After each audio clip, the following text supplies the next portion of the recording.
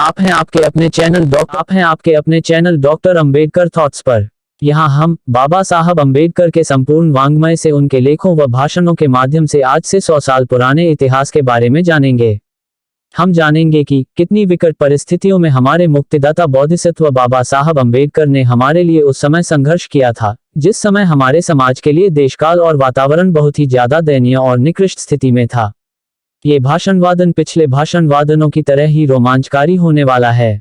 हम खुशनसीब हैं कि बाबा साहेब का साहित्य हमारे बीच मौजूद है, जिससे हम उनके जीवन संघर्ष से रूबरू हो सकें। 3 मई 1927 को ठाणे जिले के बदलापुर में शाम 6 बजे डॉ. बी.आर. अंबेडकर की अध्यक्षता में त्रिशत सांवत्सरिक शिवाजी उत्सव सफलतापूर्वक मनाया गया। इस उत्सव का अध्यक्ष किसे बनाया जाए, इसे लेकर उत्सव की व्यवस्थापन कमेटी में काफी चर्चा हुई थी। आखिरकार सभी गांव वालों की राय से तय हुआ कि मुंबई के बहिष्कृत वर्ग के नेता डॉक्टर अंबेडकर को ही बुलाया जाए।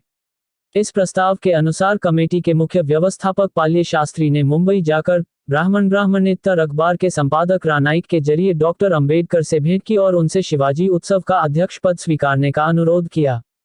पाल्य शास्त्री जैसे पौरोहित्य करने वाले ब्राह्मण द्वारा अनुरोध किए जाने पर डॉक्टर अंबेडकर ने उनके अनुरोध को खुशी खुशी स्वीकार किया और वे उत्सव के दिन 4 बजे मुंबई से रा नाइक, रा सीताराम नामदेव शिवतरकर, रा गणपत महादू जाधव आदि लोगों के साथ बदलापुर पहुंचे। वे पाल्य शास्त्री के घर ठहरे। चायपान के बाद डॉक्टर अंबेडकर ठीक 6 बजे उत्सव स्थल पर पहुंचे। उत्सव की शुरुआत में ईश वंदना हुई। उसके बाद पाल्य शास्त्री का प्रास्ताविक भाषण हुआ। इसके बाद नाना साहेब चाफेकर ने गांव वालों की तरफ से अनुरोध किया कि डॉक्टर अंबेडकर उत्सव की अध्यक्षता स्वीकार करें। मैसेस काले, सुले, पाटिल और मोकाशी द्वारा अनुमोदन किए जाने के बाद डॉक्टर अंबेडकर अध्यक्ष के रूप में विराजमान हुए। उन्होंने अपने भाषण में 1 घंटे शिवाजी के विभिन्न गुणों पर बहुत प्रभावी ढंग से प्रकाश डाला और आखिर में कहा कि जिस शिवाजी ने अपने असाधारण गुणों के द्वारा राज्य स्थापित किया, वह राज्य चिरस्थायी क्यों नहीं हो पाया। इसका कारण ये था कि इस राज्य पर सभी को बराबर का अभिमान नहीं था। एक राजा के जाने और दूसरे के आने पर लोगों के रोजमर्रा के जीवन में कोई फर्क नहीं पड़ता था। नेपोलियन द्वारा ब्रिटेन पर हमले के समय ब्रिटेन के अपने देश के लोगों को जो जवाब दिया था, वह जवाब यहाँ भी लागू होता है। ये भाषण होने के बाद रा नाइक का भी विचारोत्तेजक भाषण हुआ।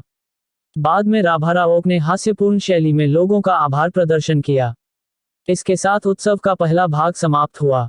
बाद में वे पाल्य शास्त्री के घर भोजन के लिए गए।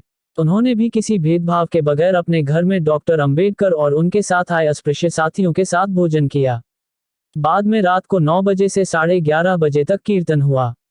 इस कीर्तन में लोग किसी तरह के भेदभाव के बगैर कीर्तन सुन रहे थे। महार जाति के कुछ लोग तो प्रवचनकार के सामने ही बैठे थे। कीर्तन के बाद डॉक्टर अंबेडकर के नेतृत्व में अंदाजन 15,000 लोगों ने शिवाजी महाराज की पालकी की शोभायात्रा में शामिल होकर सारे नगर की परिक्रमा की और उसके बाद उत्सव समाप्त हुआ।